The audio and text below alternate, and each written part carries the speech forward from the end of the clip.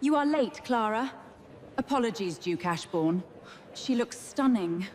Stunning is not the word I would use. Duke Adrian Ashbourne searched the ballroom for the only woman he had personally invited. Then the doors opened, and Clara Whitmore entered on another man's arm. For the first time in his life, Adrian understood what jealousy felt like. The winter ball at Ashbourne Hall had taken months to prepare. Chandeliers burned above hundreds of guests, and London's most powerful families had gathered to support the school Adrian intended to build for poor children. Yet Clara, the woman who had reviewed its accounts, corrected its estimates, and written many of its letters, was nowhere in sight. She had worked beside Adrian until long after midnight without asking for recognition. Adrian had written her name on the guest list himself. He expected to see her in the blue gown she treasured. Instead, Lady Beatrice Vale stood near the entrance, behaving as though Ashbourne Hall already belonged to her. "You appear distracted, Your Grace," Beatrice said. "I am waiting for someone." Her smile tightened. "At your own ball?" Before Adrian could answer, the announcement at the doors silenced the nearest conversations. Lord Julian Harcourt and Miss Clara Whitmore. Adrian turned. Clara stood beside Julian in a deep blue gown, one hand resting on his arm. Although several guests stared, she held herself with calm dignity. Julian leaned toward her and said something that made her smile. Adrian crossed the room before deciding what he meant to say. "Miss Whitmore." Her smile disappeared. "Your Grace," Julian bowed. "A remarkable evening, Ashbourne." Adrian barely heard him. "May I have this dance?" Clara hesitated before accepting his hand. They joined the dancers beneath the chandeliers. Adrian had danced with women of greater rank and beauty, yet none had ever made him so aware of the distance between them. "I thought you were not coming," he said. "I had not intended to." "Why?" Clara looked directly at him. "Because I was told I was no longer welcome in your home. It said you had reconsidered my invitation. I did no such thing." "Then perhaps your household acts without your knowledge." Her voice remained composed, but the hurt beneath it was unmistakable. "Why did you not come to me?" Adrian asked. "To ask whether I had become too inconvenient to acknowledge?" "You know that is not what you are to me." Clara's expression softened for a moment. "Do I?" The question struck harder than anger. Adrian remembered how often he had thanked her behind closed doors while allowing everyone else to assume her work belonged to him. "What happened when you arrived?" "I did not arrive as your guest." Earlier, Clara had come to deliver the final donor records. The steward searched the list twice before saying her name had been removed. Several guests waiting behind her heard everything. One woman laughed. Another said, "A woman without fortune should know the difference between kindness and an invitation." Clara offered the sealed papers to the steward, but he refused even to accept them. She turned to leave before humiliation became spectacle. Then Julian Harcourt stepped from his carriage. He knew Clara through his younger sister, whom she had once helped with a legal dispute. One glance at the closed doors told him enough. "If the list cannot recognize your worth," he said, offering his arm, "then you may enter as my guest." Adrian's jaw tightened as Clara finished. "Who was at the door?" "It hardly matters." "It matters to me. That is easier to say now that I am standing inside." The music ended, and Clara released his hand before the final note faded. "Thank you for the dance, Your Grace." She returned to Julian, who welcomed her without hesitation. Adrian remained on the dance floor as the next waltz began. For years, he had believed discretion protected the people he valued. He had kept Clara's work private because he feared society would turn its attention upon her.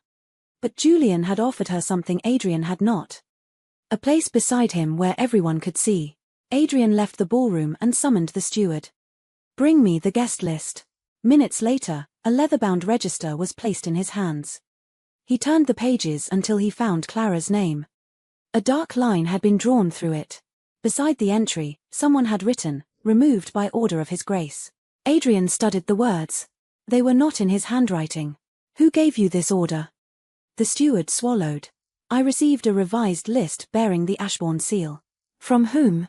Before the man answered, laughter drifted from the ballroom. Adrian looked through the open doorway. Clara stood beside Julian, speaking with donors who listened to her with genuine interest. Julian didn't hide her or explain why she belonged there. He simply made room for her. Near the fireplace, Lady Beatrice watched them with a satisfied expression, which she concealed the moment Adrian turned. He looked down at the forged order again. Someone had not merely removed Clara's name from the list. They wanted her to believe Adrian had removed her from his life. Adrian did not return to the ballroom until he had questioned the steward twice. The revised guest list had arrived that afternoon with Ashbourne's official seal pressed in red.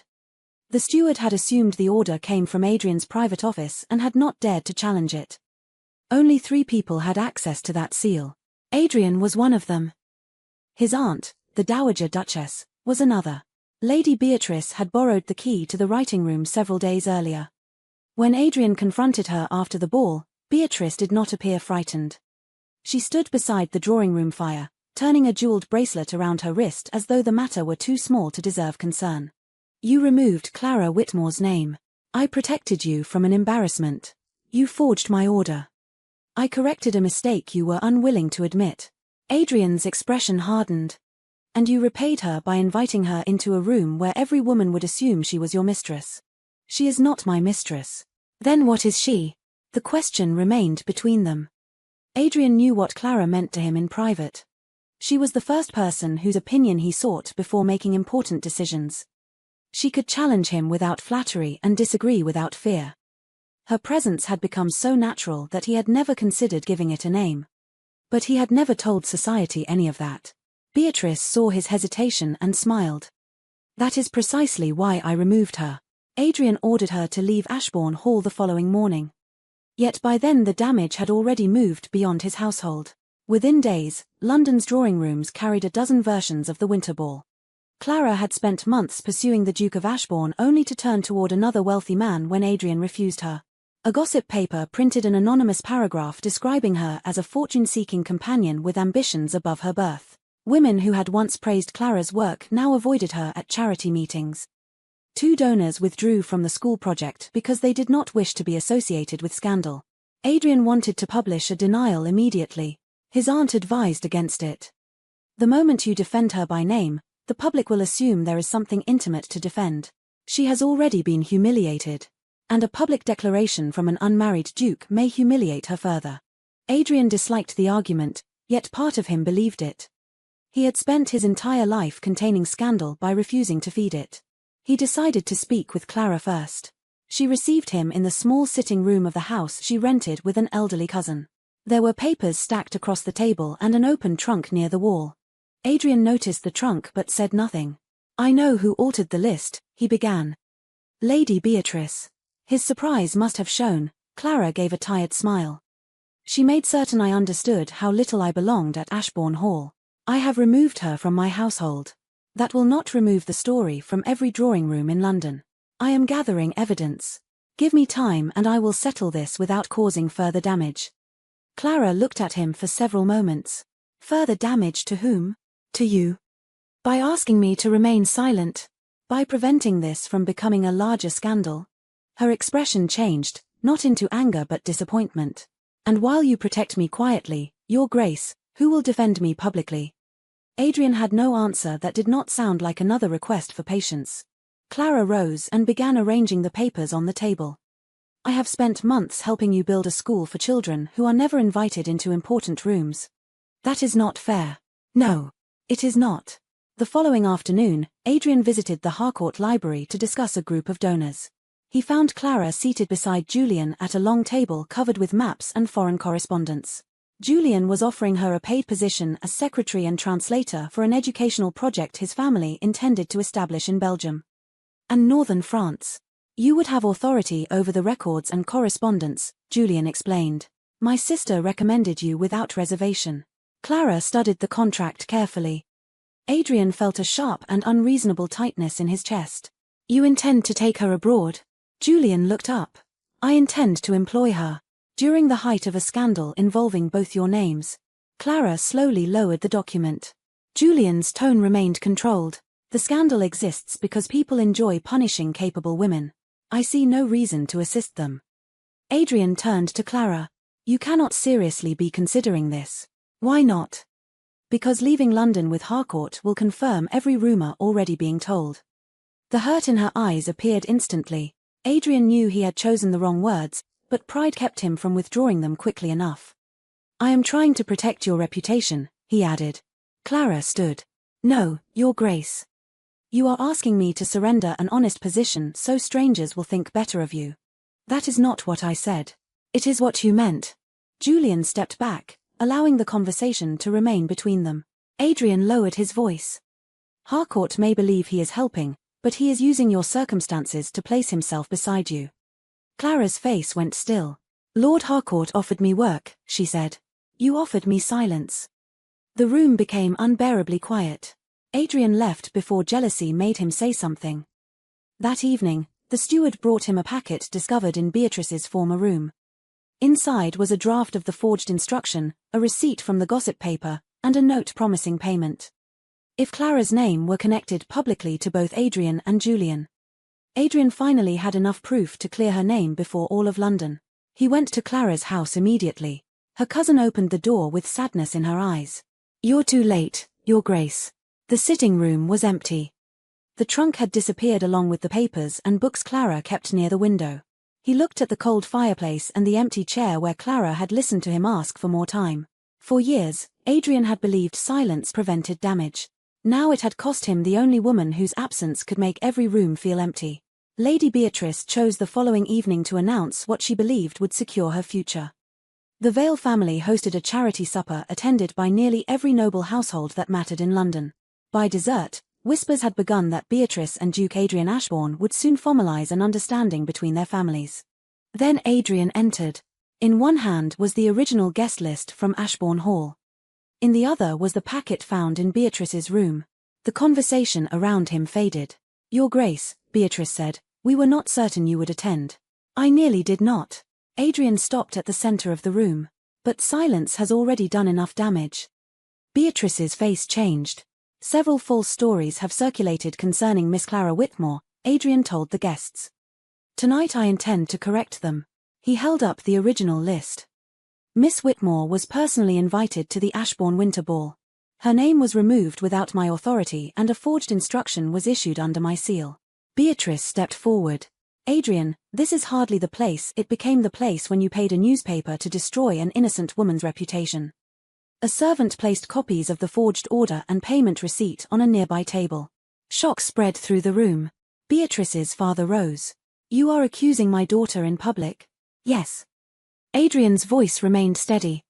She altered the list, forged my command, and encouraged the rumor that Miss Whitmore pursued both Lord Harcourt and me for financial advantage. Beatrice's composure broke. I did it to protect you. That woman had no place beside you. Miss Whitmore earned her place through intelligence, discipline, and work. You attempted to remove her because you could not bear to see a woman without rank receive respect. Beatrice searched the room for support, but no one met her eyes. Adrian could have ended there. The evidence was enough to clear Clara and ruin Beatrice. Instead, he turned the judgment upon himself. Lady Beatrice lied, he said. But Miss Whitmore was left undefended because I remained silent. The room grew still. I told myself discretion would protect her. In truth, I allowed her to bear humiliation alone while I protected the comfort of my own name. His aunt lowered her gaze. Clara Whitmore helped build the school many of you praised at Ashbourne Hall. She corrected its accounts, secured its donors, and gave months of work without asking for recognition. I accepted that work in private and failed to honor it in public. For the first time, the guests did not see an untouchable duke managing a scandal. They saw a man admitting cowardice. Beatrice left with her family. By morning, every newspaper that had repeated the rumor received Adrian's signed statement and copies of the evidence. Clara's name was cleared. But Clara was already gone. Adrian reached the railway station to find the platform nearly empty. Steam drifted above the tracks where the train to Dover had departed minutes earlier. A porter handed him a letter Clara had left behind. Adrian broke the seal. You were jealous because another man stood beside me. But I needed you to stand beside me before he appeared. There was no accusation after that. Only her name. Weeks passed before Adrian learned where Clara had gone. Julian's educational project had taken her to a girls' school near the coast where she supervised accounts, translated correspondence, and taught older students. Adrian traveled there alone. Through the iron gates, he saw Clara standing beneath a bare-limbed tree, surrounded by girls carrying books. She spoke with confidence, and they listened as though her words mattered.